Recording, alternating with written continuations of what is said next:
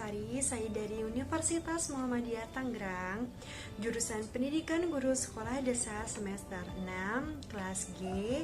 Video ini dibuat untuk memenuhi salah satu tugas UAS mata kuliah Micro Teaching dosen pengampu Pak Romi Ramdon Ginanjar MPD. Pada video kali ini saya akan memberikan contoh cara mengajar sesuai RPP. Nah, apa sih RPP itu? Ya, RPP itu adalah rencana pelaksanaan pembelajaran. Jadi, teman-teman sebelum memulai untuk mengajar, teman-teman harus mempunyai RPP dulu. Nah, tujuannya untuk apa? Tujuannya untuk agar proses belajar mengajar itu dapat berjalan secara efisien, efektif, dan tujuan-tujuan pembelajarannya dapat tercapai. Oke, langsung saja ke materi RPP. Nah, materi RPP yang saya jadikan contoh ini adalah versi Nadiem Karim. Ini kelas 2, semester 2, temanya pengalamanku, subtema 1, pengalamanku di rumah. Nah, pada RPP ini ada 3 muatan terpadu ya atau pelajaran. Yang pertama ada bahasa Indonesia, yang kedua ada matematika, yang ketiga ada SBDP. Nah, sebelumnya RPP itu berlembar-lembar ya teman-teman, tapi untuk sekarang ini sudah direvisi menjadi RPP 1 lembar.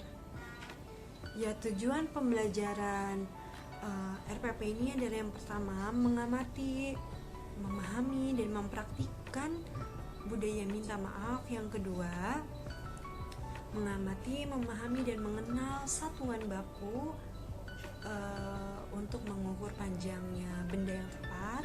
Yang ketiga, mengamati, menanya, dan mencoba menyanyikan lagu Pelangi-Pelangi. Metode yang digunakan adalah metode komunikasi, berpikir kritis, dan memecahkan masalah. Untuk medianya adalah penggaris dan buku. Dalam kegiatan pembelajaran ada 3 proses. Yang pertama kegiatan, yang kedua deskripsi kegiatan, yang ketiga ada alokasi waktu. Untuk yang pertama itu kegiatan pembukaan, deskripsi kegiatannya bisa berdoa, menanyakan kabar, absensi, dan mengulas materi pertemuan lalu. Dan alokasi waktunya itu 10 menit. Nah, misalnya kalau berdoa, biasanya berdoa itu dilakukan oleh ketua kelas atau guru tersebut. Untuk menanyakan kabar bisa seperti ini. Apa kabar anak-anak? Sehat semuanya?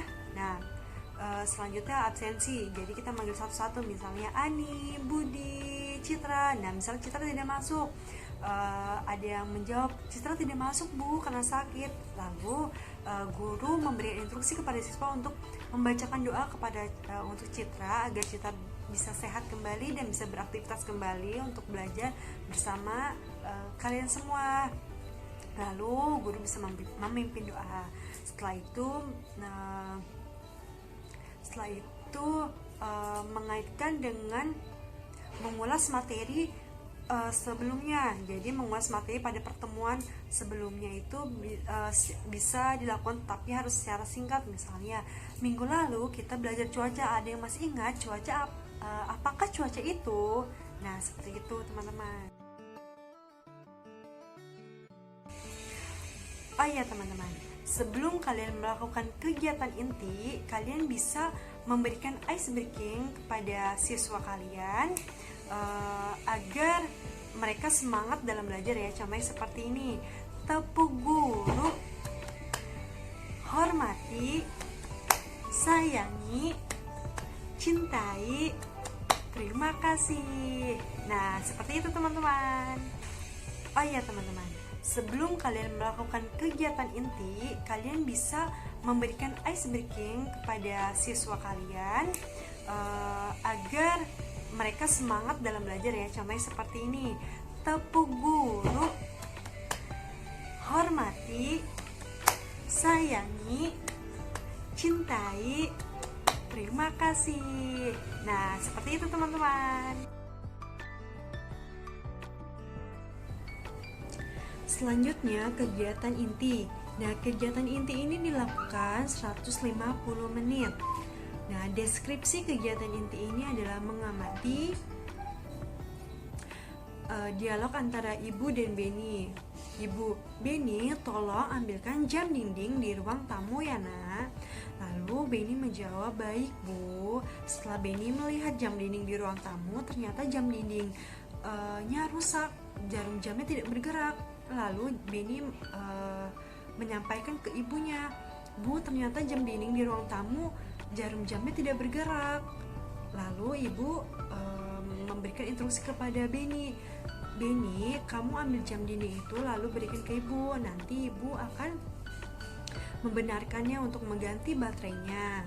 Lalu Beni mengambil jam tersebut. Karena Beni tidak berhati-hati dalam mengambilnya, jam tersebut jatuh. Nah, pada saat itu Beni langsung datang ke ibunya untuk meminta maaf. Bu, maaf karena jam dinding ini menjadi pecah karena aku tidak hati-hati. Lalu ibunya berkata, tidak apa-apa nak, lain kali kamu harus berhati-hati ya nak. Nah, dari isi percakapan tersebut siswa membuat kelompok. Satu kelompok itu ada 2 orang dan satu penanya dan satu penjawab. Nah, penanya ini memberikan pertanyaan yang berkaitan dengan isi teks tersebut dan jawabannya ada di teks tersebut. Lalu yang ketiga itu guru memberikan instruksi kepada siswa untuk maju ke depan, perwakilan dari kelompok tersebut untuk maju ke depan untuk memberikan contoh permintaan maaf. Ya, selanjutnya ada mengenal dan mengamati satuan baku. Jadi guru bisa menggunakan media penggaris dan buku untuk digunakan sebagai contoh. Misalnya, nah perhatikan ya, ibu akan memberikan contoh kepada kalian bagaimana mengenal satuan baku yang ada di lingkungan sekitar kita.